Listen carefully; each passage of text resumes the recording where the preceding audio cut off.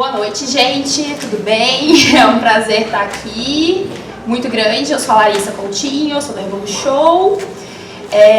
Eu fiquei muito feliz com o convite da Boitempo e da Casa Plana, então muito obrigado, tanto a Casa Plana quanto a Boitempo, de novo pelo convite. Eu gosto muito, me chamem mais vezes. É um prazer estar aqui. Eu fiquei muito nervosa, porque eu sou muito fã, então eu tava tipo, ai meu Deus, tem nem roupa para um negócio desse. Então foi semanas de preparação aqui. Aí eu fiz, na verdade eu roubei uma colinha, porque a minha colinha eu perdi, então a gente rouba a colinha das outras pessoas. E aí a gente estava conversando, deixa eu apresentar, né, a personagem principal aqui, eu não estou apresentando, vamos lá. Jorge Grespan, professor titular do Departamento de História da Faculdade de Filosofia, Letras e Ciências Humanas da USP, é autor do O Negativo do Capital, Iluminismo e Revolução Francesa e Marx e a Crítica do Modo de Representação Capitalista. Bom, a gente estava conversando, esse primeiro bloco a gente vai falar um pouco de como começar a ler Marx, por onde começar, para ninguém ficar perdido, e depois a gente vai falar um pouco, no próximo, do livro do Grespan, que ele vai apresentar, vai falar direitinho. Bom, não vou ficar enrolando muito, né, porque vocês não estão aqui para me ouvir falar, mas eu fiquei muito feliz. A gente participou um tempo atrás do aniversário do Marx, falando também como começar a ler Marx, e eu acho que todo mundo tem uma história muito parecida com a minha, no sentido de eu comecei em plena, lendo o manifesto, aí você termina o manifesto, já pinta o quarto de vermelho, já sai com roupa de foice e martelo, sai falando que é comunista, assim, pra todo mundo, e aí vai ler o Capital, que foi o que eu fiz, com 14 anos, eu falhei miseravelmente, não deu, e aí eu voltei um pouquinho atrás, li outras coisas, e eu ainda estou estudando Capital. Então a gente vai falar um pouquinho disso. Agora eu vou passar a palavra para o Grespan, que é quem vocês vieram escutar hoje. Vamos lá. Bom, Larissa, muito obrigado pela apresentação e obrigado também pelo convite. Enfim, o tempo, claro, também o convite, mas sou parte interessada também nesse convite. E muito obrigado por todos vocês que estão aqui. Bom, deixa eu me preparei um pouquinho para pensar como responder essa pergunta de como começar a ler o Capital, ou melhor, o Marx, uma boa introdução. E isso, depois pensei e cheguei a uma conclusão, depois a outra e a outra, e no final não sei se eu tenho nenhuma conclusão aqui para apresentar para vocês. Esse problema que a Larissa estava falando é real, né? Mas também tem uma coisa, né, Larissa, que você tinha 14 anos, né? E, portanto, também eu lembro que quando eu tinha, acho que uns 12, eu fui me meter a ler Platão. E aí, evidentemente, que não entendia nada, né? Mas isso não me impediu de tentar ler Platão de novo quando eu era mais velho. Então, no caso, o problema todo de como começar a ler Marx tem a ver com o tipo de interesse que cada um tem. Então, eu acho que não tem uma fórmula única. Tem a ver com o tipo de interesse e com o tipo de formação. Se uma pessoa vem da área de economia ou tem interesse em economia, então acho que o Capital ou a contribuição à crítica da economia política é um bom começo, pode ser um começo, né? Se a pessoa vem da área de história, já tem um certo conhecimento de história, o 18 de Brumário é um belíssimo começo, mas o problema do 18 de Brumário é que ele pressupõe já um certo conhecimento do assunto de que Marx está falando, né? Marx está fazendo um trabalho, digamos assim, um pouco jornalístico, mas um tipo de jornalismo muito especial, que não é o jornalismo de reportagem. Ele não está contando para o seu leitor uma coisa que não era sabida. Ele está fazendo uma espécie de comentário. Ele está pressupondo que o leitor sabe aquilo, porque em 1852, quando ele escreveu esse livro, os leitores conheciam o que estava acontecendo na França. O golpe de Estado de Luiz Bonaparte tinha recém acontecido. Então as pessoas estavam mais ou menos por dentro daqueles vários grupos sociais, aquelas várias figuras de liderança na França ou em outros lugares da Europa que o Marx menciona. Então, para o historiador ou para o estudante ou estudioso de história interessado, o 18 de Brumário é um bom começo. O Manifesto Comunista, eu acho que no final das contas, é um começo bom para todo mundo, mas o problema todo, por onde quer que se entre aqui no caso, é o seguinte: como qualquer autor clássico, o Marx também é um autor que não dá para ler uma vez só na vida. Não dá para ler um livro dele e pensar assim, bom, esse livro eu li. Qualquer autor clássico é assim. mesmo um romancista, um romance clássico. Também a gente, quando relê, muitos anos depois de ter lido um grande romance, a gente se surpreende com coisas que tinha esquecido, né? Passagens, ou então a gente adquiriu uma capacidade de percepção, uma sensibilidade maior. Então isso acontece com Marx também. Então dá para ler o Manifesto Comunista e depois de ler outros livros dele, e outros livros em geral, quando voltar ao Manifesto vai perceber melhor certos pressupostos, certas coisas que estão implícitas ali e que numa primeira leitura a pessoa não percebe, né? Então eu recomendaria, se a gente quiser fazer uma coisa genérica, começar pelo Manifesto, sim, né? Começar pelo Manifesto Comunista, sim. E no caso, se o interesse maior for em história, passar para o 18 de Brumário. Se o interesse maior for em filosofia, aí sim é bom ler A Ideologia Alemã, né? É um livro bem complicado, porque para começar não é um livro, como se sabe hoje, né? É um conjunto de manuscritos que o Marx e o Engels escreveram e que eles inclusive desistiram de publicar, todo mundo sabe dessa história, e deixaram para a famosa crítica roedora dos ratos, o que aconteceu de fato, né? Ainda no tempo de vida do Engels, o manuscrito estava guardado e os ratos já tinham começado a roer, e de modo que deu já para a primeira edição da Ideologia Alemã de 1832, tem uma carta do Lukács, que participou do processo de edição. Ele era um dos funcionários da primeira Mega, né, que existiu entre 1927 e 1937, né, por aí, nesses 10 anos, e o Lukács, o George Lukács, era um dos funcionários da Mega, trabalhando para o Riazanov. E ele conta como era difícil, às vezes eles tinham que imaginar que aquela letra que estava faltando no meio da palavra, porque ali tinha um buraco, algum problema assim, que letra que era aquela? Eles tinham que meio que criar ali, colocar a capacidade mesmo de dedução e imaginação. Isso já em 32. Agora, a coisa foi muito complicada, mas um pouco mais tranquila pelas novas tecnologias de trabalho de papel, de impressão e de computadorização que foram feitas justamente para trabalhar essa nova edição da Ideologia Alemã que saiu. Muito bem, sabemos que é um livro fragmentário, né? E que, portanto, não é sequer um livro, é um conjunto de manuscritos sem uma ordem estabelecida.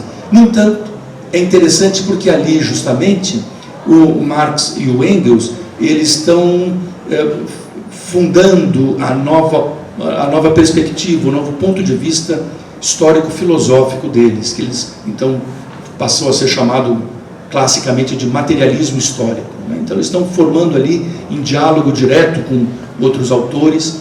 Então, vale a pena, apesar da dificuldade, e essa dificuldade tem que ser conservada, né? A dificuldade de ler um texto fragmentado, vale a pena ler. E aí vai ficar uma hora que vai ser inevitável a leitura do Capital. Então tem duas estratégias possíveis de leitura do Capital. A primeira, o próprio Marx tinha recomendado para uns amigos, enfim, que escreveram para ele, dizendo que estavam formando um grupo que queria ler, etc., o Capital, mas que começaram, o primeiro capítulo estava muito difícil, então Marx sugeriu que eles lessem os capítulos históricos do livro. O próprio Marx sugeriu isso.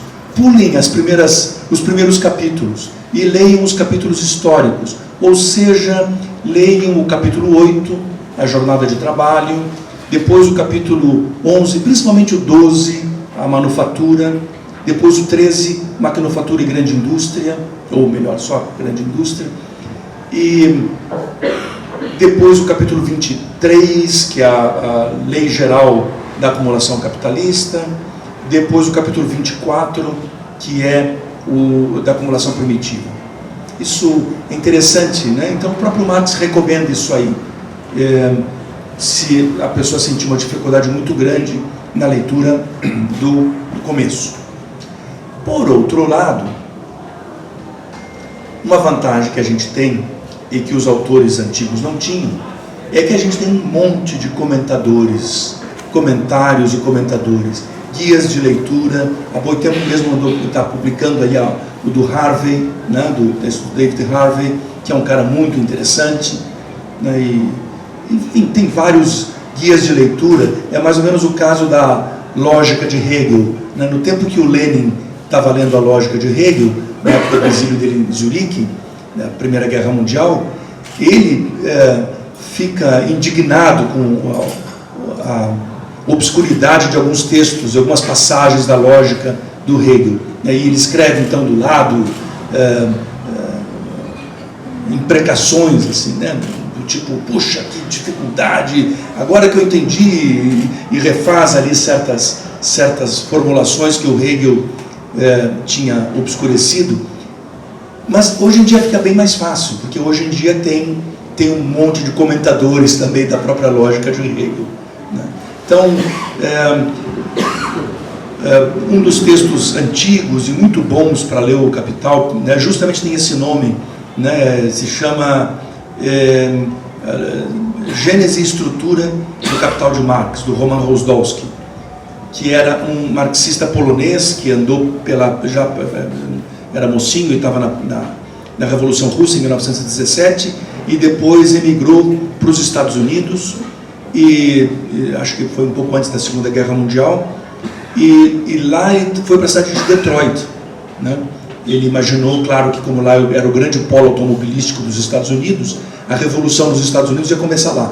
Então ele foi para Detroit. Aliás, ele imaginou bem, não é à toa que o sistema político dos Estados Unidos esvaziou a cidade de Detroit, né? Não é à toa que a Detroit é um dos bastiões aí do eleitorado do Trump. O Trump foi para lá e prometeu trazer as empresas de volta para Detroit, né? Então, claro que isso... Então, interessante de ver como Detroit foi esvaziada, como as grandes empresas foram embora, como a cidade perdeu a importância que ela tinha como parque industrial, econômico, político dos Estados Unidos naquela época. O Rozdolski, de qualquer maneira, voltando a falar, foi para lá. E o interessante é que ele descobriu na biblioteca pública um exemplar dos Grundrisse, né? Um exemplar daquele primeiro, vamos dizer assim, esboço, primeiro grande esboço do Capital do Marx, e ele se deu conta do que era aquilo, que era o primeiro grande esboço do Capital, que depois o próprio Marx não publicou, guardou, fez um segundo grande esboço, um terceiro e finalmente começou a escrever o próprio Capital, pelo menos o livro 1. Então Rozdolski escreveu esse livro Gênese e Estrutura do Capital de Marx, em que ele discute a estrutura da obra e não só a gênese, ou seja, então ele vai dando os passos de leitura, explicando a arquitetura da obra. Então por isso é interessante também, e esse texto já está traduzido e publicado para o português há muito tempo, faz pelo menos uns 15 anos, eu acho, pela editora, não é Humanitas, é a Discurso Editorial, lá do Departamento de Filosofia da USP. E é interessante, só para completar aqui essa minha fala, o Rozdolski, o interessante é o nome do livro em inglês, porque o Rozdolski publicou em alemão, cujo título é mais ou menos parecido com o português, né? O português, a edição portuguesa brasileira traduziu do alemão, mas em inglês é que ficou interessante. É um título bem diferente, se chama The Making of Marx Capital.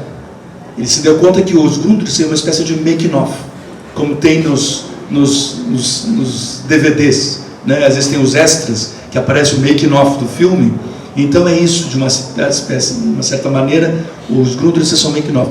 E ele abre muita perspectiva para eu entender o próprio Capital. Bom, enfim, eu estou falando dessas obras todas e para encorajar vocês a lerem o Capital e não simplesmente fazerem essa passagem direto para os capítulos históricos, começar mesmo pelo capítulo 1. E aí tem o Rozdolski, tem o Harvey, enfim, tem vários autores que podem ajudar vocês a fazer essa entrada, né, como se fosse quase um comentário, mas um comentário introdutório, não é um comentário de segundo nível, um comentário que pressupõe uma leitura inicial, né? Então, eu acho que o Capital vai ter que ser enfrentado em algum momento para todo mundo que quer ler o Marx, e aí o importante é estar consciente na leitura do Capital, estar atento não só para aquilo que o Marx diz, mas para a maneira como ele diz. Não só o que ele diz, mas como ele diz. E qual é a relação entre a forma de exposição e o conteúdo do que ele fala. Então, eu sei que a Boitempo vai fazer essa mesma sessão com outras pessoas, então deixo aqui a minha sugestão de leitura. Aí depois outras pessoas que vão dar continuidade nessa discussão de como ler Marx, ou como começar a ler Marx, aí etc. vão dar outras dicas para vocês. Uma coisa que deu certo para eu encarar o Capital foi fazer um grupo de estudo, funcionou bem. Bom, isso. Estou no primeiro, terminei o primeiro, estou me encaminhando para o segundo, é porque eu mudei de cidade, então o grupo ficou para trás, mas né, deu muito certo. Então vamos lá, agora é partir para o segundo. Bom, agora sobre essa segunda parte que a gente vai falar agora do livro do Grespan, e eu tenho a breve cola aqui de novo, porque eu não funciono sem cola, gente, porque podcast a gente edita, então pode falar errado, ao vivo tem que ter cola, não tem jeito. Então vamos lá. Em Marx e a crítica do modo de representação capitalista, o professor Jorge Grespan recupera o conceito de modo de representação, parte fundamental da crítica de Marx à sociedade capitalista. Mediante uma análise minuciosa, o autor restaura de maneira inédita o conceito e estabelece sua relação com um correlato mais conhecido, o modo de produção capitalista. Bom, fiz uma breve introdução aqui e vamos lá, que é para você que o pessoal está vindo ouvir. Obrigado mais uma vez. Bom, até, eu acho que esse resumo, ele pega bem mesmo a ideia, quer dizer, esse conceito de modo de representação é um conceito que muitas vezes fica obscurecido nas traduções, né? Ele aparece com muita força no livro 3. No livro 2 no livro 1 e 2, aparece bastante o conceito de representação. No livro 3, aparece o conceito de modo de representação, que em alemão fica uma palavra só, que nem o modo de produção. Só que o modo de produção todo mundo conhece, né? O conceito de modo de produção, Produktionsweise. No livro 3 aparece o seguinte conceito, Vorstellungsweise. A palavra Vorstellung sempre em alemão é representação, né? É a palavra tradicional usada para uma imagem mental. A minha questão toda foi, examinando o texto, encontrei essa expressão, modo de representação. Então eu comecei a ler o texto, retomei desde o começo do livro 1 do Capital, para tentar ver onde que aparecia a palavra representação e quais eram os sentidos. Então tem todo um trabalho inicial, filológico, uma leitura detalhada, porque teria que ver, a tarefa era ver justamente quais os vários sentidos, ou pelo menos os sentidos principais da palavra representação. E aí ficaram claros dois sentidos principais. Havia outros, mas havia dois sentidos principais. Um deles era a representação, como eu chamei de uma representação prática.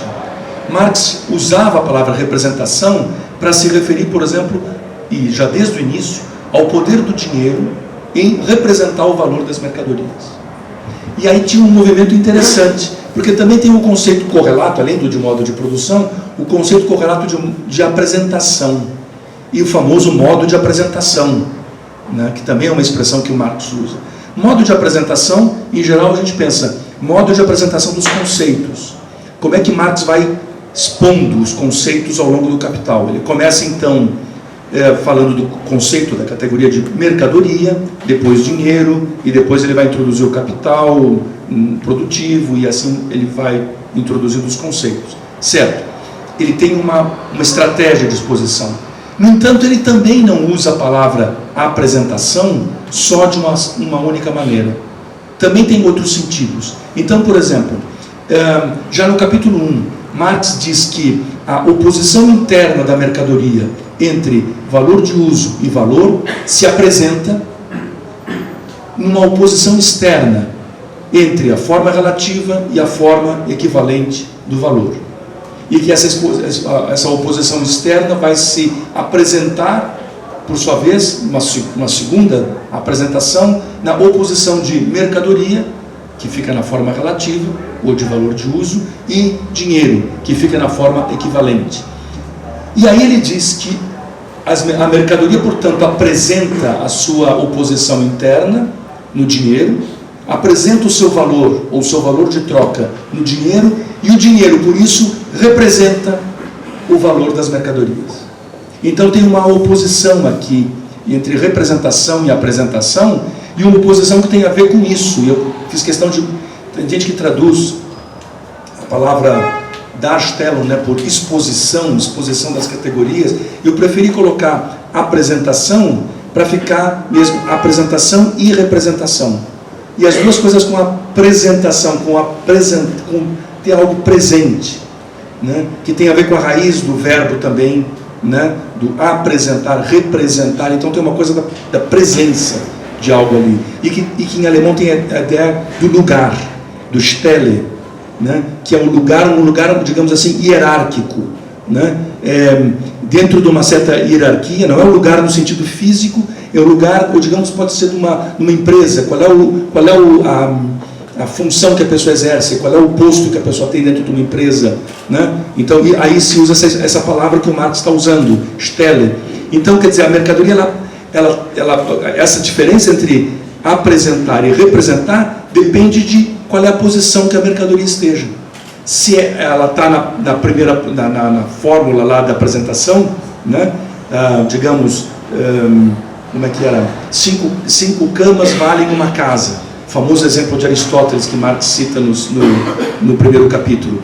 As 5 camas apresentam o seu valor, e a casa está na posição equivalente, ela representa o valor das 5 camas. Se a gente trocar, então é a casa que é trocada pelas 5 camas, então é a casa que apresenta o seu valor e as 5 camas que representam. Varia de acordo com a posição, com a funcionalidade. E eu comecei então a ver que, com isso, Marx consegue, relacionando as duas, a apresentação e a representação, e mostrando como que a representação surge. Por que o dinheiro representa o valor das mercadorias? E nesse sentido, as representações mentais todas que nós formamos, e aí eu vou estudando isso ao longo do livro, as representações todas que nós formamos dentro do mundo capitalista, são representações que estão ancoradas, em última análise, nas nossas práticas econômicas. Ou seja, a gente usa dinheiro. Ao usar dinheiro, nós atribuímos valor ao dinheiro. E aí nós fazemos a inversão, sem perceber, como diz o Marx, que são as mercadorias que atribuem valor ao dinheiro. E de uma certa maneira, somos nós que atribuímos valor ao dinheiro. E esse é o grande fetiche do dinheiro. A gente fala geralmente de fetiche da mercadoria só, mas o Marx desenvolve o fetiche da mercadoria no fetiche do dinheiro. E qual é o fetiche do dinheiro? O Marx ele diz nos Grundrisse justamente. O fetiche do dinheiro é o seguinte: o proprietário de dinheiro, o possuidor de dinheiro, anda com o seu poder social no bolso. Essa é uma fórmula, eu acho assim, maravilhosa, brilhante, incrível, que o Marx não tenha repetido essa fórmula no Capital. Ou seja, o proprietário anda com o seu poder social no bolso. Então, no fundo, o conjunto da sociedade que atribui valor ao dinheiro, né? E, no entanto, essa forma de representação é destacada, e parece que é o dinheiro que, ao representar o valor de todas as mercadorias, é o dinheiro que dá e confere poder ao seu possuidor. De modo que quem tem mais dinheiro tem mais poder, quem tem menos dinheiro tem menos poder. Então a pessoa anda com a representação social dela no bolso, né? Então Marx, a propósito disso, cita aquela famosa expressão do Diderot, né? Ele cita isso no terceiro capítulo do Capital: sejam ricos ou pareçam ricos. Então, quer dizer, parecer rico é um substituto perfeito de ser rico. Representar que você tem a riqueza faz às vezes de ter de fato a riqueza. Então as pessoas têm que... E isso é o começo justamente da discussão que o Marx vai fazer do crédito, né? Como é que então a pessoa tem crédito? E justamente é isso, é interessante, crédito, né? Um cartão de crédito. As pessoas creem, vem de credere, né? As pessoas acreditam que você tem condições de pagar aquela dívida depois. Você representa essa riqueza por antecipação. Então é justamente esse o esquema todo do Capital, até que quando ele chega no livro 3, o Marx fala que o capitalismo constitui um verdadeiro modo de representação, que está associado em geral ao capital financeiro. Ele vai falar um pouco daí também sobre o famoso capital fictício, que é no fundo uma forma de representação. E a discussão toda do livro 3 vai girar em torno dessas formas de representação que estão alicerçadas, claro, no livro 1. Então, no fundo, o que eu procuro fazer no meu livro é discutir quais são as bases reais, no sentido de práticas, fundadas nas práticas mesmo econômicas, do fetichismo e de todo o conjunto de representações mentais que a gente faz no capitalismo. O Marx explica, por exemplo, num certo momento do livro 3, por que os capitalistas industriais, ou o capitalista produtivo, ele se considera de fato um trabalhador, e ele se sente ombros dados com seus trabalhadores assalariados, e na representação desses capitalistas, digamos da Fiesp, né, o pessoal da indústria, na representação deles, eles não são capitalistas. Os capitalistas são os banqueiros que emprestam dinheiro para eles. Esses são os verdadeiros capitalistas. Isso vai depender da forma, justamente, o Marx explica, como se divide o lucro e os juros, a remuneração do banqueiro. Então, é uma representação que não surge simplesmente do nada. É uma representação mental que surge da própria forma com que, na prática, a concorrência dos capitalistas divide os lucros entre lucro que fica na mão do empresário, o que o Marx chama de ganho do empresário, e a parte do lucro que vai na forma de juros para remunerar o banqueiro. E aí parece, por essa divisão, parece que o banqueiro é que é o verdadeiro capitalista, o sanguessuga do sistema, e que o industrial não. O industrial é um membro das classes produtivas, como eles se chamam. Tudo isso, no fundo, não é simplesmente uma invenção, né? Tudo isso tem uma base real, e por isso que é difícil de lutar contra essa base real, porque ela se funda em práticas efetivas. É mais ou menos um resumo geral aí do meu projeto, do meu livro, né? Eu acho que eu fiquei satisfeito com ele. É difícil a gente, né? Fiquei satisfeito. Achei que quando eu acabei, disse assim, bom, a vantagem é que isso aqui foi uma livre-docência, então eu tinha tempo. O doutorado é um pouco mais complicado, a gente tem prazo. Aqui eu não tinha. Os meus colegas lá do departamento de história me cobravam, poxa, não serve um livre-docência e tal. Mas eu fui fazendo com calma. No final das contas, quando eu botei o ponto final, eu disse, ótimo, estou satisfeito.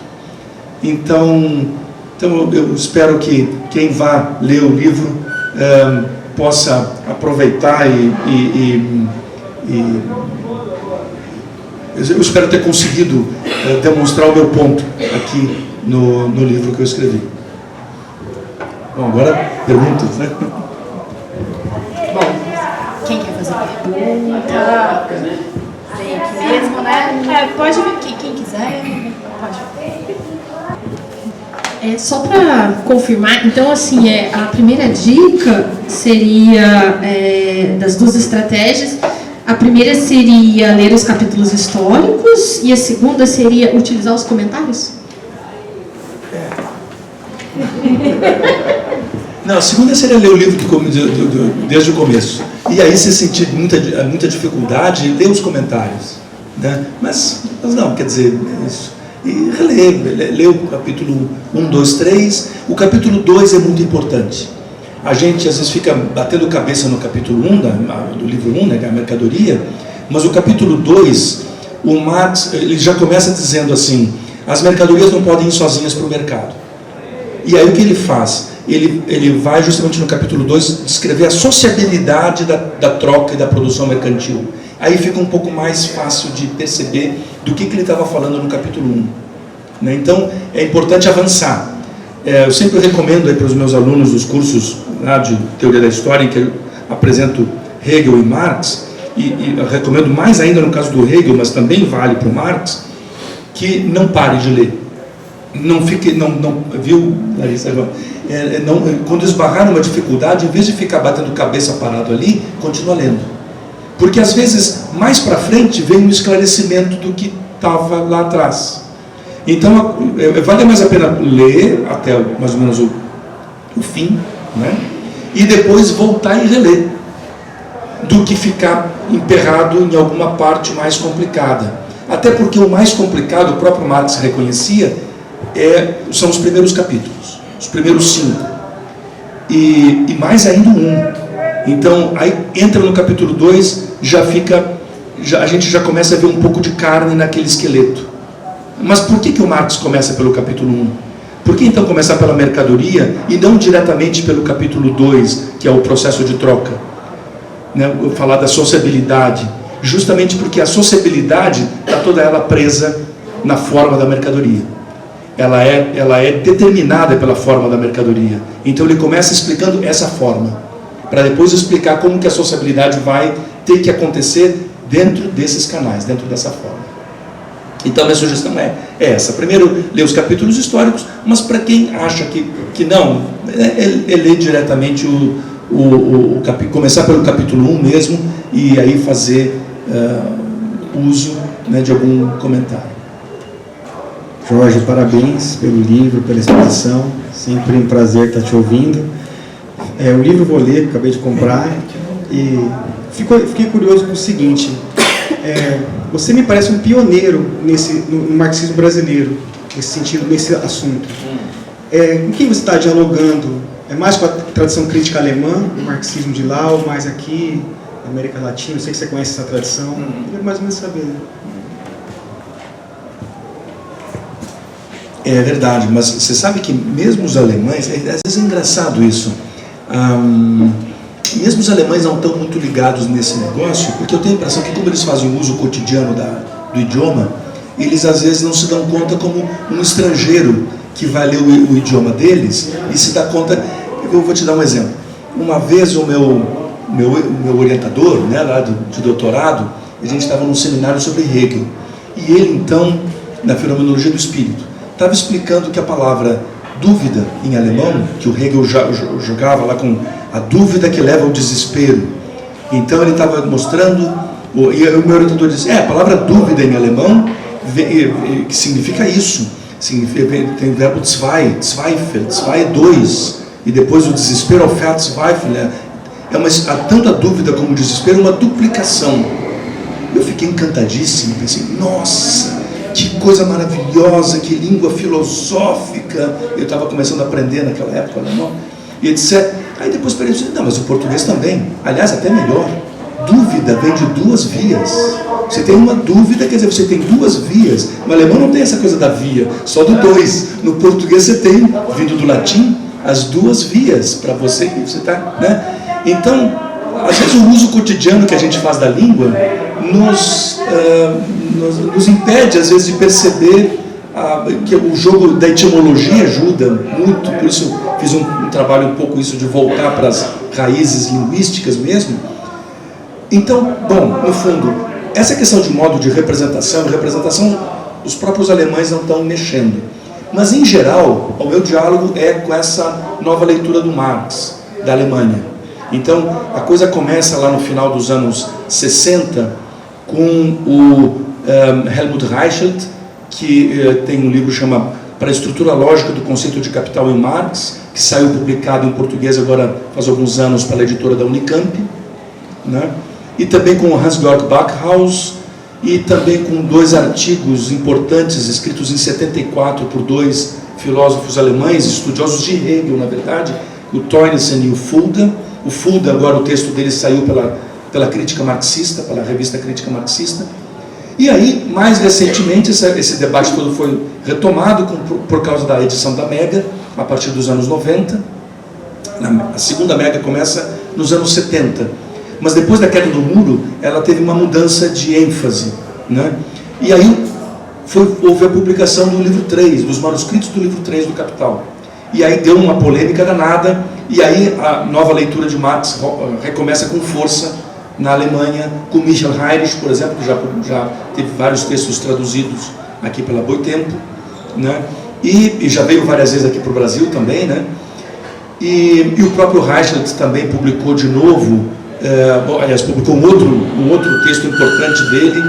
Enfim, tem toda uma retomada do debate forte, mas tem também uma vertente na Inglaterra que debate com a nova leitura do Marx alemã, e especialmente o Christopher Arthur, né? Então, é mais ou menos com esse pessoal que eu estou debatendo, né? E não é exatamente um debate, mas eu estou me inspirando muito nesse tipo de perspectiva de leitura que eles fazem do Marx, que tem a ver com você lidar com o manuscrito, né?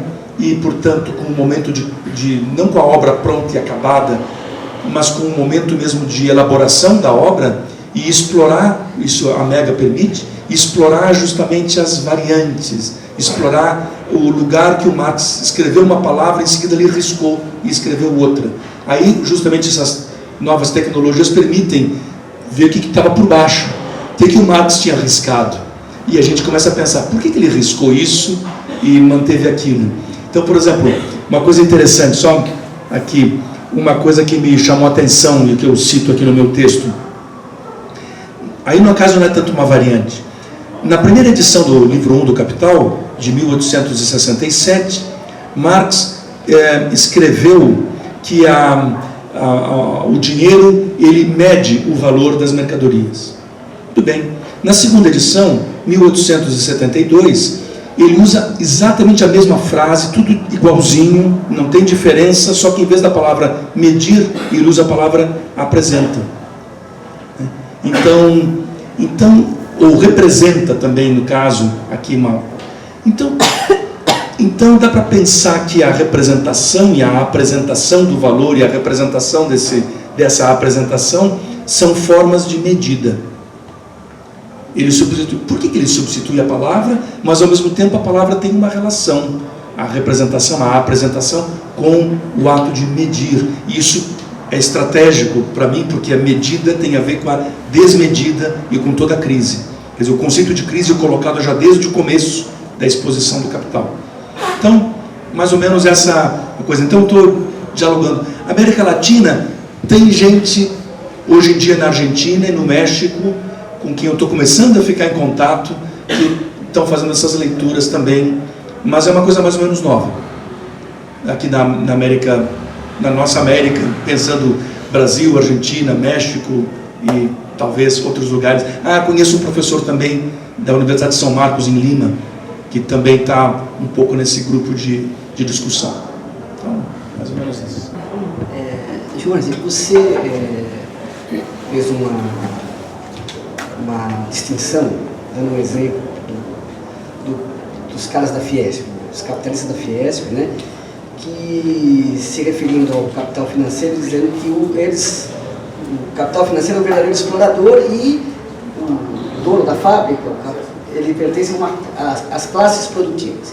Mas o Marx estabelecia uma distinção entre produtores diretos e produtores indiretos, que, por analogia, fariam parte dessas classes produtivas. E nós sabemos que a produção nada mais é do que a exploração da força de trabalho e, portanto, a reprodução e a ampliação do capital passa por aí. Como pensar nessas categorias todas hoje, quando há uma hegemonia avassaladora do capital financeiro e todas essas transformações que ocorrem, inclusive, no mundo do trabalho? Bom, claro, sem dúvida, essa primeira diferença, né, entre o produtor direto e o produtor indireto, e mais ainda, o capitalista não é produtor de modo algum, nem indireto nem direto, não é produtor de modo algum. Mas o interessante é como é que ele se vê assim. E aí a questão da representação, como é que ele se representa como produtor. E o interessante é isso, não é mentira. Quer dizer, ele não está mentindo para si mesmo, né? É isso que é interessante sempre do fetiche. Marx diz, o fetiche é uma ilusão real, né? A ideologia é algo que acontece na realidade, não é uma inversão na cabeça, é uma inversão na própria realidade. E foi esse o meu ponto de partida. Entender como é que a própria prática social inverte os termos. E aí, quando a cabeça representa isso, ela representa aquilo que a prática já inverteu. Então, o ponto é, esta distinção aqui entre o trabalhador assalariado e, no fundo, o gerente, o dono da fábrica, ou que não for, seja dono, pode ser uma grande empresa, e eles são os managers, né? Os gerentes, ou os gestores, como se chama hoje em dia.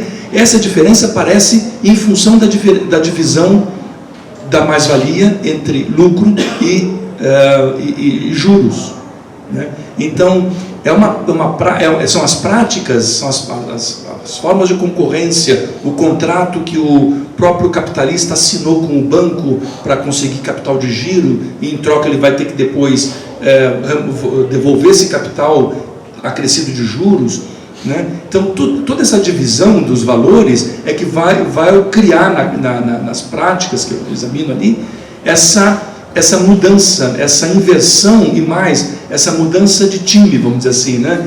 O capitalista se vê, e ele não está mentindo para si mesmo, ele se vê de fato como membro dessas classes produtoras. Eu me lembro do Antônio Hermínio de Moraes, que dizia que ele não só era trabalhador, mas ele trabalhava mais que os empregados dele. Os empregados trabalhavam 8 horas, ele chegava a trabalhar 18 horas por dia.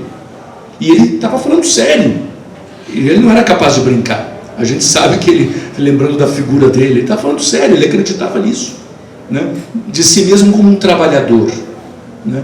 E aí, como é que então o trabalho perde a especificidade, e o trabalho, que é um trabalho produtivo, é o trabalho assalariado, ele passa a ser um conceito mais vago, mais fluido, de tal maneira que, digamos, um gestor, um gerente também está trabalhando. Mas se for pensar assim, o banqueiro também está trabalhando, né? Então, começa a se perder esses limites. As práticas vão fazendo com que esses limites se percam, né? Bom, como é que a gente entende a financiarização e etc. É interessante de ver o seguinte, como é que lá em 1865, porque os manuscritos do livro 3 do Capital, Marx escreveu em meados da década de 60. Depois ele apronta o livro 1 do Capital para a imprensa. Mas ele estava escrevendo tudo junto. A primeira versão, como eu falei para vocês, são os Grundrisse, 1857, 58. A segunda versão do Capital também são os 3 livros juntos, 1861 a 1863. Aí ele começa a terceira versão, 1863 até 1867. E aí, em 67, tendo mais ou menos o manuscrito quase inteiro, ele faz vamos dizer assim, a arte final e escreve o livro 1 e publica o livro 1 do Capital em separado por conselho do Engels, que ele e Marx aceitando. Mas então, os manuscritos do livro 3 do Capital são anteriores a essa versão que a gente conhece do livro 1 do Capital, né? Então, voltando, como é que Marx, em 1865, já está percebendo fenômenos super contemporâneos, como, por exemplo, a importância, melhor do que importância, a ressignificação do conceito de propriedade do capital que ocorre em função das empresas de sociedade aberta, ou melhor, sociedade anônima. Quer dizer, como é que as ações, então é uma forma muito antiga o capital acionário, vem lá da Holanda do século XVII, ou da Itália ainda do século XVI. Como é que isso é retomado pelo capitalismo de meados do século XIX, né? E adquire agora uma função que não tem a ver com o financiamento das grandes viagens marítimas, mas tem a ver com a indústria, tem a ver com o investimento, e isso muda a própria estrutura de propriedade. E o Marx diz isso claramente, quer dizer, começa a desaparecer a figura do capitalista individual, o cara que consegue sozinho ser dono de uma empresa. Quer dizer, ele diz, com a evolução do capitalismo, certos investimentos exigem uma massa de capital tão brutal que não tem uma pessoa que tem esse dinheiro para investir. Ele cita o exemplo da construção da estrada de ferro costa a costa nos Estados Unidos, né? Que estava acontecendo em função justamente do fim da Guerra de Secessão. Acaba a Guerra de Secessão, a Guerra Civil, e os caras começam a fazer uma estrada de ferro que liga Nova York e e São Francisco. Agora, quem tem dinheiro para construir uma coisa dessas? Pelo menos no século XIX. Ninguém. Então ele vai mostrando como que se associam os blocos de capital, né, e como que os bancos também começam a gerenciar todo o dinheiro da sociedade. Então, todo o dinheiro acaba passando pelos bancos. E ele explica, e com isso o banco tem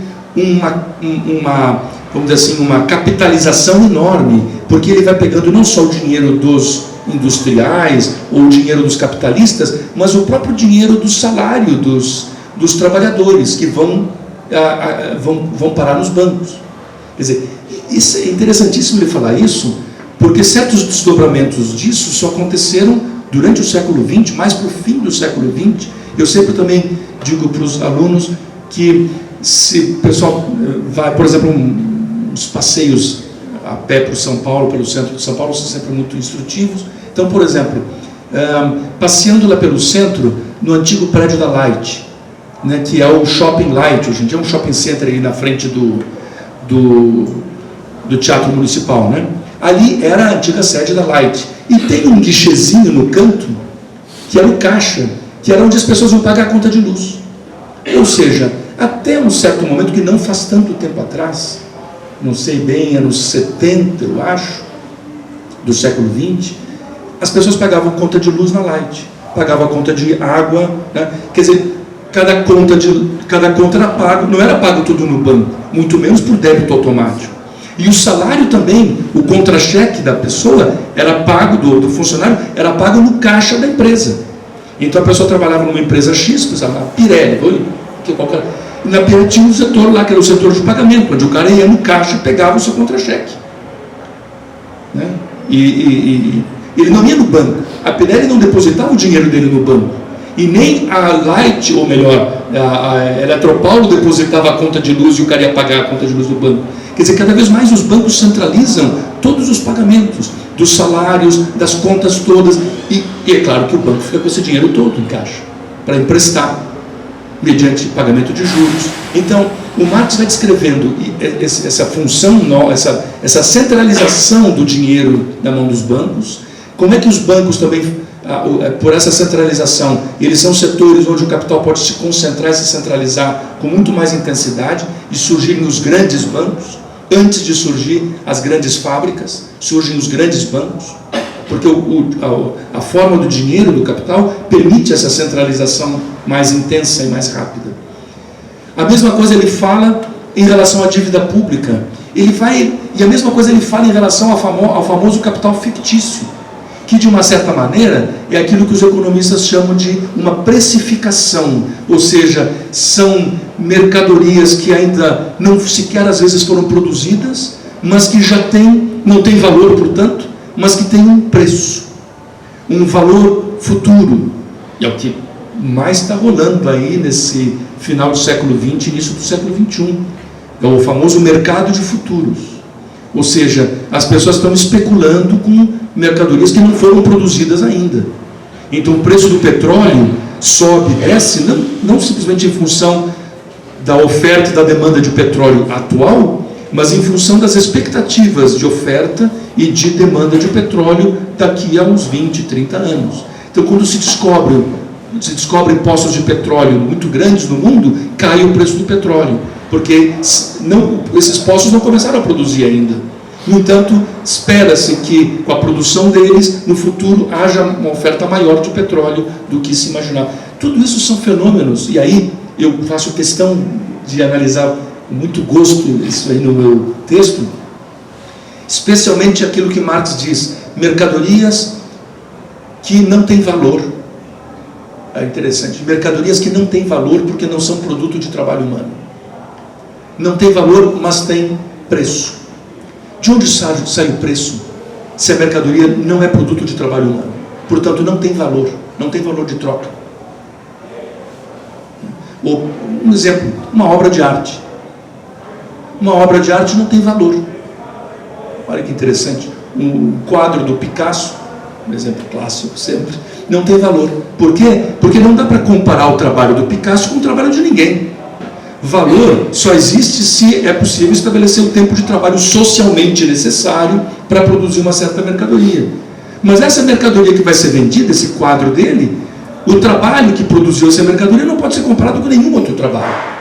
Não tem sentido falar das horas de suor do coitado do Picasso pintando aquilo, ou então do preço da matéria-prima, quem sabe as tintas e a tela, para ele botar aqui. Isso não tem sentido nenhum. É incomparável, é uma coisa sui generis. Então esse quadro não tem valor. Então como é que ele tem preço? Porque ele é objeto de apropriação privada. E essa é a discussão do livro 3. No livro 3, justamente o Marx discute o que confere preço para as mercadorias é o fato, no fundo, o que cria a mercadoria. E o Marx, no livro 3 do Capital, especialmente no fim, na 6ª sessão, em que ele fala da renda da terra, o Marx vai mudar um pouco o conceito de mercadoria do capítulo 1 do livro 1. Vejam só essa forma dialética da apresentação das categorias. Né? A apresentação inicial não está errada, ela está certa, mas ela é uma apresentação, uma forma básica, que vai sendo complementada e revista ao longo do texto. Quando chega no fim do livro 3, Marx revisa o conceito de mercadoria do começo do livro 1. Lá no começo do livro 1, o que era a mercadoria? Era o produto de trabalho humano, portanto que tinha um valor. Então a mercadoria era definida como um produto de trabalho humano que vai para o mercado. Né? Por isso era mercadoria. Agora no livro 3, ele diz não precisa ser produto de trabalho humano. Basta que seja apropriável privadamente. Tudo aquilo que é passível de ser apropriado privadamente, tudo aquilo onde eu posso botar uma cerca e dizer aqui dentro é meu, como já dizia Rousseau no segundo discurso, tudo isso que eu posso botar uma cerca e vender é mercadoria. Então as mercadorias podem ter preço e não ter valor. Outro exemplo que o Marx dá muito bom também é o vinho, que era um produto que ele conhecia muito bem, porque Marx nasceu e se criou numa das regiões que produz, aliás, na região que produz o melhor vinho da Alemanha, né, de Trier. E o pai dele andou comprando uma vinha, e eles, quando o Marx era menino, eles se meteram lá a fazer vinho, etc. e tal. E o Marx diz assim, o trabalho da produção do vinho, tanto desde do plantio da uva, da colheita, da fermentação, todo o trabalho é igual. Não importa se o vinho é bom ou ruim. O trabalho é o mesmo. Então, por que alguns vinhos são mais caros que outros? Por que alguns vinhos têm um preço tão mais alto que outros vinhos, se o trabalho é idêntico? Aí Marx diz, é que, de fato, alguns vinhos são mais gostosos. Ou seja, tem um valor de uso mais alto que o outro. E, portanto, o valor de uso, ele não se transforma em valor de troca. No entanto, ele permite um desvio do preço em relação ao valor trabalho. Ele é uma espécie de lastro que permite um desvio do preço em relação ao valor. Isso ele está explicando no capítulo 6, na seção 6ª do livro 3. Esses desvios. Né? Então, uma época até eu dizia assim, né, o livro 1 e o livro 2 do Capital são os livros das normas. Agora você está falando, vai começar a ler o livro 2. E o livro 3 é o livro dos desvios. Como é que ocorre o desvio da norma? Qual é a norma? É o valor trabalho. Como é que acontece o desvio da norma? É a propriedade privada, é a apropriação privada. E aqui a gente percebe que Marx transforma, ele está pensando a cisão entre capital e força de trabalho, ou entre propriedade e trabalho, não só como um princípio fundante do capitalismo, como também como um princípio fundante da forma do livro dele. O próprio livro dele se estrutura nessa forma. Ele começa expondo, o primeiro capítulo, os trabalhadores são proprietários do meio de produção. A partir daí, a partir do capítulo 4, 5 e 5 do livro 1, os trabalhadores não são mais proprietários, os proprietários não são mais trabalhadores, já existe a cisão, no entanto a lei do valor ainda é respeitada. A parte que cada um retira do bolo corresponde à parte que cada um botou no bolo. E no livro 3, Marx vai explicar que não, que a parte que os capitalistas retiram do bolo não necessariamente corresponde à parte que eles colocaram. E aí surgem todos esses desvios do preço em relação ao valor, e aí a gente começa a entender um monte de coisas que, se a pessoa lê só o livro 1, ela fica dizendo, o livro 1 do Marx é legalzinho, mas não se aplica à realidade. né? Porque na realidade a gente vê que o preço se desvia do valor, ou sei lá, de repente nem existe valor. E é isso, Marx está explicando tudo isso, o porquê de tudo isso no livro 3. É que tem que chegar até o fim, né? Eu acabei falando muito, desculpa, eu respondo mais rápido. Boa noite, Grespan, meu nome é Clarice. Queria agradecer os lampejos críticos em tempos tão brutos e tão áridos como os nossos. É bom se sentir em casa às vezes.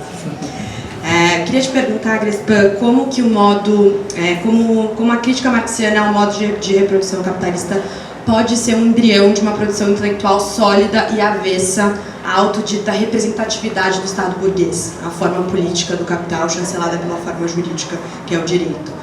Então, se existe uma certa tendência na esquerda hegemônica ou esquerda majoritária de disputas mormente e perpetuadamente eleitoreiras que nos divisionam, que nos apartam uns dos outros, que há uma certa também cooptação, né, pela sofisticação neoliberalizante da nossa realidade, de cooptação desses movimentos, então, que se esgotam em questões identitárias e se destituem de qualquer análise categorial de classe. Então, como que a gente pode produzir essas contratendências, né, nessa tendência? Como que existe essa relação, né? Como a gente batalha essa dialética, né, aparência, essência, apresentação e representação? Como que a gente batalha nessa destrutividade toda por lutas que não se esgotem em disputas entre os nossos? Pode ir, eu acho que... Vamos fazer. Vai lá, acho que é a resposta. É isso. Bom, a pergunta foi boa, foi melhor que a resposta. A resposta não vai ser tão boa. Tem uma relação Com a tua pergunta? então faz. Uma certa relação. Já foi. Obrigado. Me interessa bastante as diversas formas de instrumentalização política possível dessas formas de representação do capital, né? E as possibilidades disso daí, né, com as mudanças que você tem no sistema de acumulação, nas formas de acumulação do capital, nas transformações que você tem nas relações de troca, nas relações de produção, nas relações de exploração, né? Como essas formas de representação estão sujeitas à mudança também, como elas são instrumentalizadas, né? Você deu o exemplo da Fiesp, né? E você, não, eu não sou capitalista, capitalista é o banqueiro. Eu acho interessante isso porque me remeteu bastante a, por exemplo, né, o discurso fascista, né, do nazismo, de ficar culpando o capital internacional, falando assim, não, o industrial, né, na verdade ele é bonzinho, né, tipo, é só o industrial que se associa ao capital financeiro internacional, que é judeu essencialmente, né, que é o malvado, né, tipo, eles faziam essa divisão, né, que o capital financeiro era internacionalizante, globalizante. O Orbán faz ainda na Hungria. Então, isso é bem interessante porque parece que isso está voltando, né? Essa coisa do globalismo, do marxismo cultural e tudo mais, essa coisa do o capital financeiro, ele é representado como um valor que, por ser abstrato, né, não é só indigno de confiança, mas ele é necessariamente parasitário. Então, parasitário para o corpo, para a raça, né? Bem fascista mesmo, né? Então, eu queria saber, eu queria que você comentasse um pouco sobre essas formas contemporâneas de instrumentalização dessas representações. Bom, então, eu estava dizendo justamente que as perguntas, então, foram muito boas. Não sei se a resposta vai ficar tão boa, mas de qualquer maneira, eu acho que o que eu faço aqui nesse texto é descrever esses processos do ponto de vista já das práticas econômicas. Como é que isso vai aparecer? E claro que tem a ver com o jurídico, é lógico, isso é impossível não ter a ver, porque propriedade privada vai ter a ver diretamente com a questão jurídica.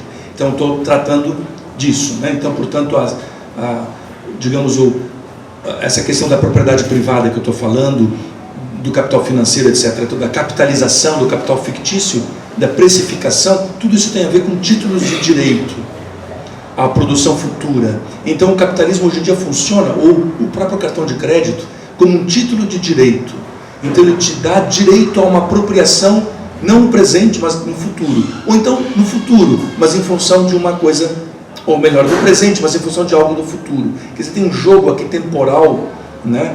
E aí tem a ver não só com o mercado de futuros, não se trata só do futuro, mas do condicional.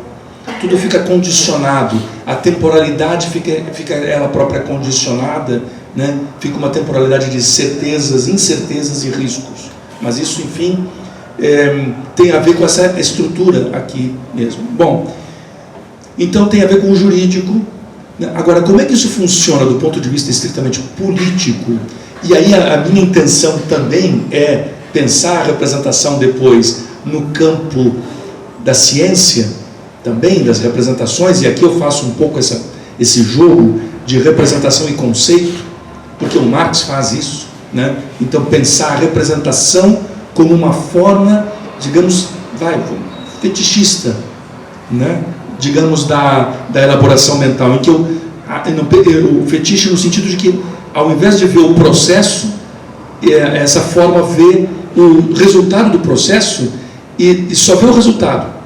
O processo em si não existe. Então, um pouco, essa questão política passa também por aí. Quer dizer, os resultados do processo, eles escondem o processo como um todo. Então esse é um primeiro elemento aqui. Então, no caso, o que revela o processo como um todo e a unidade do processo com o seu resultado? É o conceito. E aqui tem uma relação, Marx está inspirado, mais uma vez, diretamente no seu diálogo crítico com Hegel, que faz a diferença entre representação e conceito. Então, tem a ver diretamente essa passagem. Então, como é que funciona todo o modo de representação científico?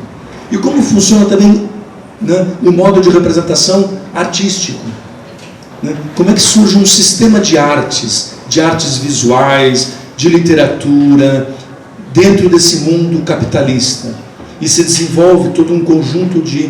Claro que esse modo de produção não é unívoco. Ele permite vários tipos de representação, várias saídas. Então, mas existe um modo de representação genérico das artes, da ciência, da política, só que em nada disso eu chego a entrar com muito detalhe, né? Isso eu deixo aí para as deduções dos bons leitores depois. Agora, a minha análise pessoal em relação, que não está no livro, mas a minha análise pessoal em relação a essas questões que vocês fizeram, acho que um primeiro passo para se conseguir inverter esta lógica é justamente entender a lógica. Entender a própria lógica da representação. Como é que ela se dá? Desde os fenômenos mais simples, porque é justamente aí que eles têm mais poder. Quer dizer, quando a gente vai comprar um livro e abre a carteira e puxa papel, ou então puxa um cartãozinho de plástico com uma tarja magnética, isso aí é a representação já. Isso a gente já está mexendo com a representação, né? E aí é claro que sobe para a cabeça, de uma maneira inconsciente, mas é isso, e está respaldado. E todo o sistema de representação social está legitimado nesse ato mais simples, do qual nós não podemos escapar. Nós não podemos escapar, a menos que o cara vá morar num lugar ermo, e mesmo assim ele provavelmente vai ter que comprar essa terra erma onde ele vai morar. Ele vai ter que comprar a terra, porque senão alguém vai contestar a posse dele em algum momento. Então, não tem muito como escapar disso. O Marx e o Engels sabiam disso. Individualmente não tem, só como um sentido social. Bom, voltando a falar de política, e aí também um pouco da arte, né? O que acontece já pela via eleitoral, pelo sistema de representação? Dá para se pensar, então, o Marx disse, o possuidor de dinheiro anda com seu poder social no bolso. Então o que é o poder social?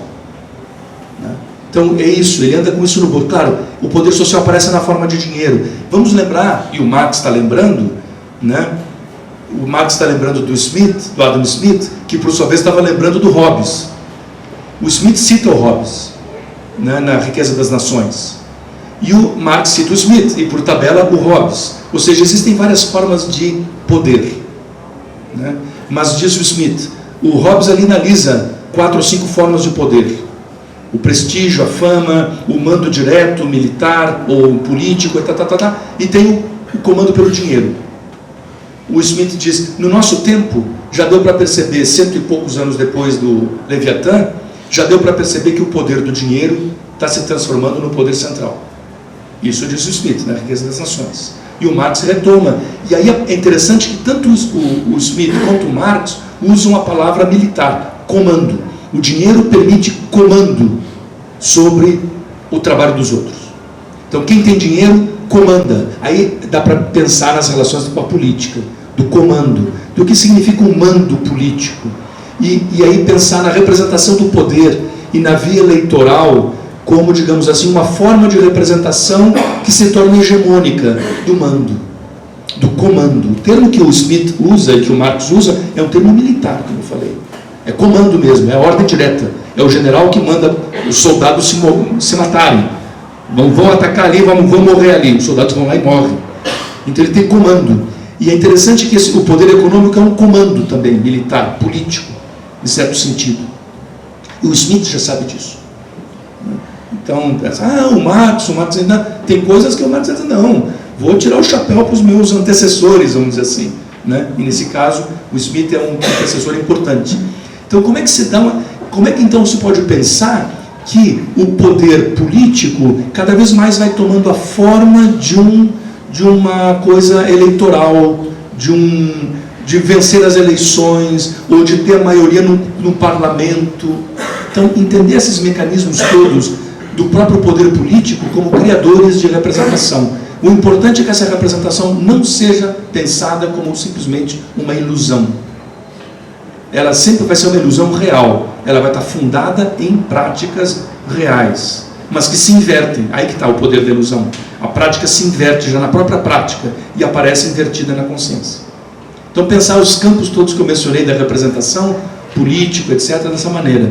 No caso do fascismo, enfim, nós estamos vivendo um momento atual que repete em vários sentidos coisas que a gente já viveu, que tem a ver com a crítica da globalização no caso atual, né? De ver o capital internacional e etc. como sendo daninhos, e especialmente na forma financeira dele, e uma crítica, o Brexit na Inglaterra, né? É uma crítica vamos dizer assim, da globalização. Os ingleses, né, que votaram pelo Brexit estão perfeitamente convencidos, e tem a ver realmente o que eles estão pensando, que a Inglaterra tem que sair da comunidade europeia para que os europeus orientais não possam ficar mais na Inglaterra. O problema dos ingleses do Brexit não são os africanos, os asiáticos, os latino-americanos, não é esse o problema. Porque esses até são bem recebidos. Venham, tem sempre um trabalho braçal para vocês fazerem. Essa cidade de Londres, toda remodelada, já nos anos 90, etc. e tal. Quem era a mão de obra ali? Era basicamente paquistanesa. Eram os paquistaneses que construíram. Dubai também fizeram isso em Londres, aquela região toda ao longo do Tâmisa, e etc. Então, tudo foram trabalhadores paquistaneses. Então, venham, não tem problema, para fazer esse trabalho braçal. O problema são os poloneses, que tem 2 milhões de poloneses na Inglaterra. O problema são os romenos, os búlgaros, os tchecos, os eslovacos, os ucranianos. E por que tem o problema? Porque esses caras trabalham tão bem quanto um inglês, só que ganhando um salário muito menor. Aí o trabalhador inglês se sente roubado por ele.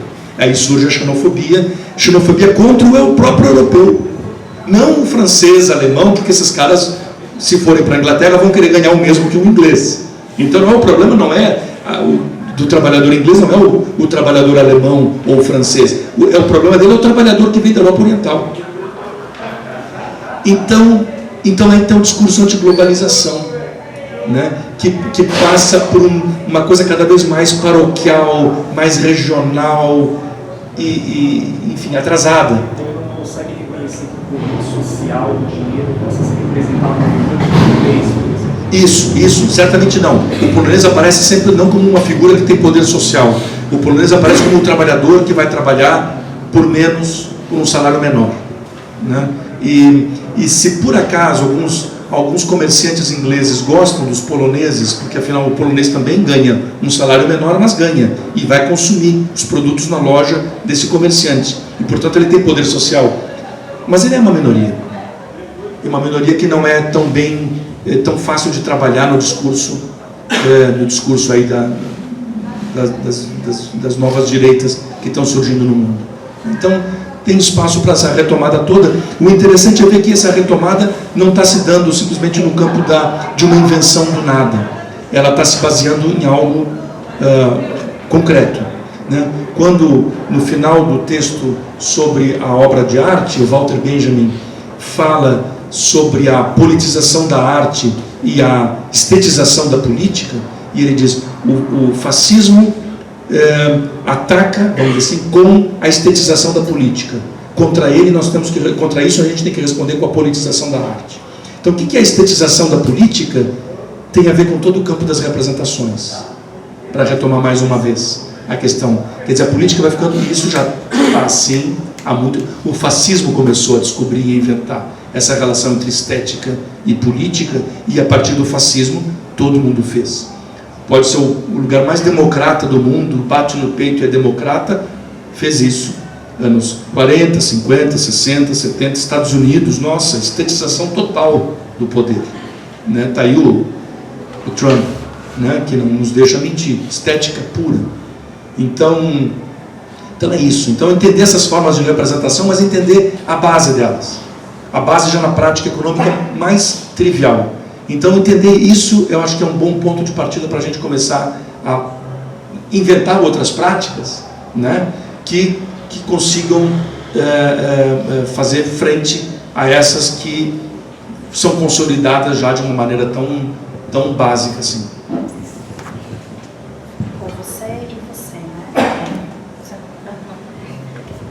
Eu acho que passou, talvez, já tem um pouco, mas assim, voltando aqui, eu estou lendo um texto e ele tenta mostrar como é fácil, como é capturada a pequena burguesia pela grande ideia, né, da burguesia. Na verdade, o pequeno burguês, ele acaba não se associando com a outra classe, entendeu? Com a classe trabalhadora, apesar de vender a sua força de trabalho, mas se associa facilmente com as ideias da burguesia. O senhor poderia falar um pouquinho sobre isso? Boa noite. A pergunta é bem simples, na verdade, sobre o primeiro tema que falaste sobre como iniciar a leitura de Marx. E citaste sobre quem é aluno de economia, quem é aluno de filosofia, de história, e para quem não é aluno de nenhuma dessas áreas. Eu sou engenheiro, a minha leitura então eu sou... Não tanto. Eu optei por fazer uma leitura cronológica das obras de Marx. É uma boa abordagem? Qual seria a estratégia para quem não é familiarizado tanto assim com as ciências humanas de uma maneira? Bom, primeira pergunta sobre a pequena burguesia, que essa é mais fácil. Incrível, né? Você pensa que a sua pergunta é fácil? Essa é mais fácil pelo seguinte, eu não sei se o livro que você está lendo é o 18 de Brumário, porque o Marx trata disso exatamente no 18 de Brumário. No 18 de Brumário ele explica, basicamente, nesse jogo de classes, ele faz verdadeiros ensaios de psicologia de classe, né, de psicologia social de classe. E aí a questão toda é, por que o pequeno burguês se associa à grande burguesia e não para o proletariado? Justamente por isso. Então, quem é o pequeno burguês? O pequeno burguês é o cara que não é assalariado, né, senão ele seria proletário, seria trabalhador, mas também não é um burguês propriamente dito, porque ele não tem trabalhadores assalariados. Ele é dono do próprio negócio, mas ele só tem aquilo, ele trabalha lá sozinho. Então, digamos, é um motorista de táxi que tem o seu táxi, ele é proprietário do seu automóvel, ele não é um assalariado de frota, e nem ele é, vamos dizer assim, um dono de uma frota. Ele só tem o carro dele, mas o carro dele é dele. Então, ele não é um capitalista, mas ele também não é um trabalhador. O que acontece? Qualquer movimento em falso aí dele, na má gestão do seu próprio negócio, ou então uma crise econômica um pouco mais séria, ele perde o carro dele e vira trabalhador assalariado na frota. Ele vai deixar de ser proprietário do seu automóvel e vai virar um trabalhador assalariado da frota. Esse é o terror dele. É muito mais fácil ele se transformar num assalariado do que ele subir e se transformar ele próprio, comprar um segundo carro, depois um terceiro, começar a contratar motoristas assalariados para trabalhar na frota dele. No final ele vai ser dono de uma frota de 200 veículos andando por São Paulo. Tá? É muito mais fácil ele cair do que ele subir. E portanto o terror dele é justamente cair. E a vontade dele é subir. Então ele se associa E aí, de novo, o nível da representação, agora no caso da representação de classe, que isso é muito importante, e tem a ver com a questão do dinheiro, com aparentar ser rico, né? Se aparente ser rico, se você não é rico, aparente ser rico. Já vai te dar pelo menos crédito na praça, né? Então, o sujeito, ele vai jogar com essa representação e ele próprio representa que ele, como ele é proprietário do seu meio de produção, ele é vamos dizer assim, burguês. Não é ainda, é só uma questão de grau. Ele, por enquanto, só é dono de um carro. Mas depois ele compra 2, 3, 4, 5, o céu é o limite. A diferença entre um cara que tem um automóvel e um cara que tem uma frota de 200 carros é justamente uma questão quantitativa só. É só uma questão de grau, 200. O que tem uma frota é 200 vezes mais rico do que ele, e a clivagem de classe, quer dizer, ele pertence a outra classe, ele não pertence à classe dos trabalhadores. Então ele se vê e se associa, mas só que além disso, dessa associação, existe o terror de cair e de virar assalariado. Então ele tem que se distinguir desesperadamente dos de baixo e se associar, o que reforça ainda mais a associação dele com os de cima. Isso aí está explicado lá nos capítulos lá do 18 de Brumário do Marx, né? Para Marx explicar justamente esse movimento que acontece de cooptação da pequena burguesia num certo momento da Revolução de 1848-49 na França. Muito bem. A tua questão, pois é, cronológico, mas o cronológico tem um problema. Aí eu vou te recomendar um comentador. Bom, estou eu aqui bom de comentadores hoje. Porque o cronológico tem um problema, que é o seguinte: nenhum autor pensa a vida inteira igual. Isso, aliás, é uma coisa muito boa, que a pessoa vai mudando de ideia, né? O Marx também foi mudando um pouco de ideia. Então, se você pegar os primeiros escritos do Marx, os primeiros mesmo, para valer, quando o Marx ainda estava recém se formando na faculdade de filosofia e direito, lá na Universidade de Berlim, os primeiros escritos dele não é nem sequer socialista. 1842, 43, ele acha ainda que tudo se resolve. Claro, ele está num país feudal, né, onde o poder na classe aristocrática prussiana. Então ele acha que se houver sufrágio universal, porque naquele tempo, todos os países do mundo, e durante muito tempo ainda, só quem podia votar e ser votado eram pessoas que tinham um nível de renda para cima. Existia uma cláusula de renda, né? Era o voto censitário. Então se fazia um censo e só quem tinha um nível de renda muito alto, então digamos no Império Brasileiro, só quem tinha um nível de renda muito alto podia eleger e eventualmente ser eleito para a Câmara dos Deputados do Império. E para senador do Império ainda, um nível de renda mais alto. Então, para o cara ter o famoso título, o senador do Império, né, o cara tinha que ser muito rico, ter muita terra, muito escravo, porque era disso que se tratava. E o Marx propõe que não, porque ele imagina ainda, quando ele tem uns 24, 25 anos, que se você der direito de voto para a pequena burguesia, para o operariado e etc., eles vão votar de acordo com seus interesses. É só quando ele, em seguida, com 26 anos, ele migra para a França, é que ele, forçado por questões políticas, é que ele tem contato com o socialismo francês e ele começa, então, a se dar conta que não é tão simples. Que o jogo político, das representações políticas, é bem mais complicado. E aí, então, ele inicialmente adota, né, e comunga das teses do Proudhon. Ele se torna aqui um proudhonista. Isso em 1844. Logo em seguida, ele começa a se afastar do Proudhon e começa a perceber que o próprio Proudhon era muito burguês ainda, de uma certa maneira. Era pouco socialista, o Marx vai dizer. Mas no começo é o Proudhon que converte ele ao socialismo. Então, o problema da leitura cronológica é que tem que ver como é que o Marx ele próprio vai mudando de ideia. Nesses primeiros escritos dele, por exemplo, os famosos manuscritos de Paris, de 1844, ou então a ideologia alemã, que eu tinha sugerido antes, tem um problema na ideologia alemã. Eu sugeri de leitura, mas uma leitura mais filosófica. O problema é o seguinte: Marx ainda não aceita o conceito de valor. É um conceito da economia política clássica, do Smith, do Ricardo e dos economistas em geral, e Marx não aceita o conceito de valor. E, portanto, ele também não aceita o conceito ele não tem o conceito de mais valor. Não tem o conceito de valor, muito menos o conceito de mais valor. Ele só vai adotar isso algum tempo depois. Então a própria teoria da exploração e da mais-valia vai ser elaborada mais tarde, depois. Então a leitura cronológica tem esses problemas. Eu ia dizer para você que tem um comentador que eu acho bom, que é o Ernest Mandel. O Mandel tem um livro que se chama A Formação do Pensamento Econômico de Karl Marx. Um livro bem antigo, acho que dos anos 60, que foi traduzido para o português ainda nos anos 70, por uma daquelas editoras tradicionais, eu não sei se é a Zahar ou é a Civilização Brasileira, não me lembro, mas é isso, a Zahar. Ah, porra, Rosana, não tinha te visto aí atrás.